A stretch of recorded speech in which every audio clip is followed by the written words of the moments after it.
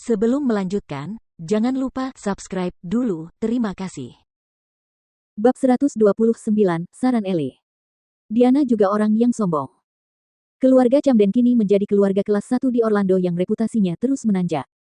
Setiap gerakan mereka tentu saja menarik perhatian semua orang. Jika Hailey menceraikan Jordan tepat setelah diusir dari keluarga, hal itu pasti akan mengundang banyak gosip. Itu akan merugikan keluarga Camden, yang tengah berupaya mendapatkan pijakan di dunia bisnis. Ketika Hailey mengendarai Audinya kembali ke kawasan perumahan New City, Jordan masih menenggelamkan kesedihannya dalam anggur dan berpura-pura putus asa.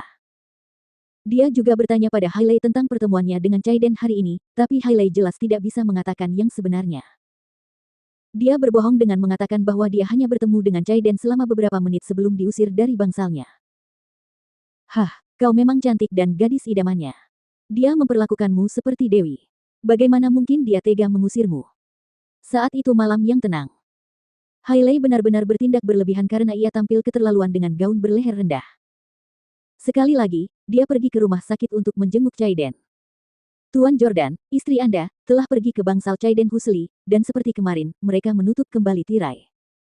Pablo melapor ke Yordania. Brengsek. Setelah menutup telepon, Jordan menghancurkan gelas anggur di tangannya ke tanah dengan keras. Dia tidak akan pernah minum di pagi hari, dan bahkan jika dia benar-benar dikeluarkan dari keluarga, dia tidak akan memilih untuk minum di pagi hari lagi setelah semalam minum-minum.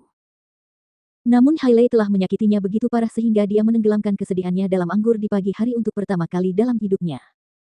Sialan, aku tidak tahan lagi. Sebagai seorang lelaki, bagaimana mungkin dia masih bisa tinggal di rumah dengan tenang meski tahu istrinya pergi berkencan dengan lelaki lain. Dia langsung pergi ke pintu untuk berganti sepatu karena dia ingin pergi ke rumah sakit secara langsung dan menendang pintu bangsal VIP agar dia bisa menginterogasi Hailey dan mencari tahu mengapa dia berbohong dan melakukan hal seperti itu. Dia ingin tahu kesalahan apa yang telah diperbuatnya sehingga dia menerima perlakuan seperti ini. Meski rencana yang sudah disusunnya sejak lama mungkin akan hancur jika dia melakukannya, dia benar-benar tidak dapat menahan emosinya. Ketuk-ketuk. Saat Jordan hendak keluar, tiba-tiba ia mendengar ketukan di pintu. Kebetulan Jordan ada di depan pintu, maka ia pun segera membukakan pintu. Ele berdiri di luar pintu, mengenakan gaun hitam ketat. Dia tampaknya telah mengubah gaya rambutnya. Rambutnya yang panjang kini diwarnai dan tampak mengembang. Hai. Ele menyapa Jordan dengan main-main dan masuk. Jordan bertanya dengan bingung, Ele, apa yang kamu lakukan di sini? Setelah masuk, Ele berinisiatif menutup pintu. Ia lalu melepas sepatu hak tingginya dan berjinjit untuk melingkarkan lengannya di leher Jordan tanpa malu-malu. Aku datang karena aku merindukanmu. Jordan buru-buru menepis tangan ramping Ele dan berkata, sudahlah. Ele tersenyum dan berkata, aku tahu kamu tidak bisa keluar untuk sementara waktu, dan aku takut kamu akan bosan, jadi aku datang untuk bermain denganmu. Lagi pula, sekolah itu membosankan. Kau tidak tahu betapa menyebalkannya teman-teman sekelasku. Mereka terus mengirimiku pesan untuk menyatakan cinta mereka di kelas. Mereka bahkan memberikanku catatan. Sungguh klise. Jordan menatap Ele yang berpakaian seperti seorang sosialita dan tersenyum. Memang, dia tidak terlihat seperti seorang mahasiswa. Bukan karena dia terlihat jauh lebih tua dari usianya. Dia justru tampak sangat muda.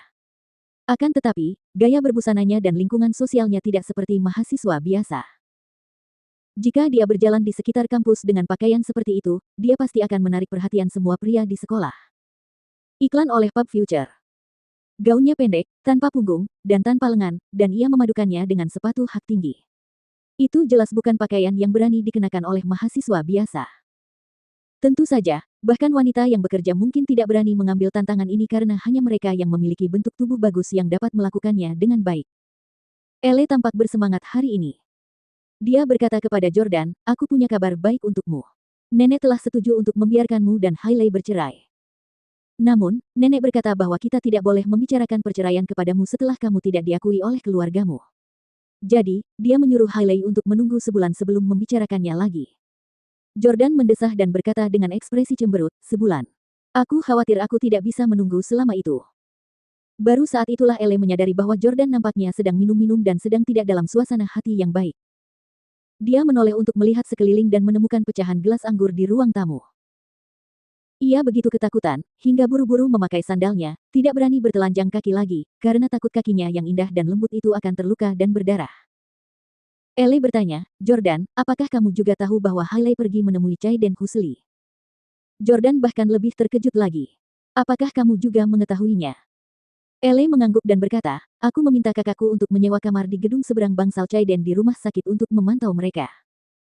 Adikku baru saja meneleponku, dan coba tebak apa yang terjadi. Saat Hailey memasuki bangsal, dia mengunci pintu dan mencium Chai Den begitu melihatnya. Mereka kemudian menutup tirai, dan Tuhan tahu seberapa jauh mereka telah bertindak. Cukup, hentikan. Jordan meninju tembok dengan tatapan mata yang tajam dan penuh niat membunuh. Setelah terdiam sejenak, Jordan mencibir, sebulan. Kau ingin aku menunggu di rumah selama sebulan dan melihat Hailey Camden berkencan dengan pria lain setiap hari. Aku tidak bisa melakukan itu. Ele berkata, Jordan, jika kamu ingin menceraikan Hailey lebih cepat, aku punya ide. Ada apa? Jordan langsung bersemangat. Jordan telah disakiti oleh Hailey yang tak tahu malu berkali-kali, dan sekarang, yang ia inginkan hanyalah menyingkirkannya lebih cepat. Ele tertawa dan berkata, Hailey sekarang bertekad menceraikanmu. Dia tidak sanggup mengatakannya. Baiklah, kau bisa memberinya alasan untuk itu. Apa alasannya? Tanya Jordan lagi. Awalnya Jordan ingin mengejek Ele karena kecerdasannya yang kurang, tetapi sekarang dia merasa bahwa Ele jauh lebih cerdas daripadanya. Ele menunjuk ke arah Jordan dan kemudian ke dirinya sendiri lagi. Kita? Tanya Jordan khawatir. Ele mengangguk dan berkata, ya, kita. Coba pikirkan, kalau Hailey pulang dan mendapati kita tidur bersama, apa reaksinya? Dia pasti akan marah besar dan menceraikanmu. Jordan memahami betul sifat Hailey setelah menikah dengannya selama 3 tahun, dan Hailey juga sangat tegas padanya. Dia tidak mengizinkannya berteman dengan lawan jenis. Hailey sudah merasa cemburu pada Victoria berkali-kali sebelumnya.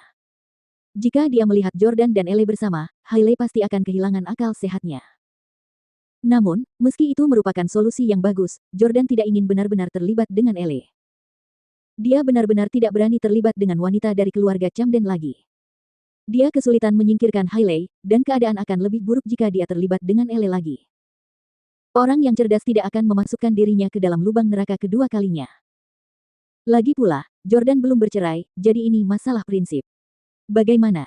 Jordan, kau tahu aku selalu menyukaimu, dan aku sudah tidak di bawah umur lagi. Ele mulai tampak semakin malu. Jordan tahu bahwa Ele sangat populer di kampusnya, dan dia punya daftar panjang pelamar yang akan berbondong-bondong mendekatinya hanya dengan lambaian tangannya. Dia juga merupakan kekasih yang diimpikan banyak pria. Jordan ragu-ragu sejenak dan menatap Ele sambil berbicara perlahan.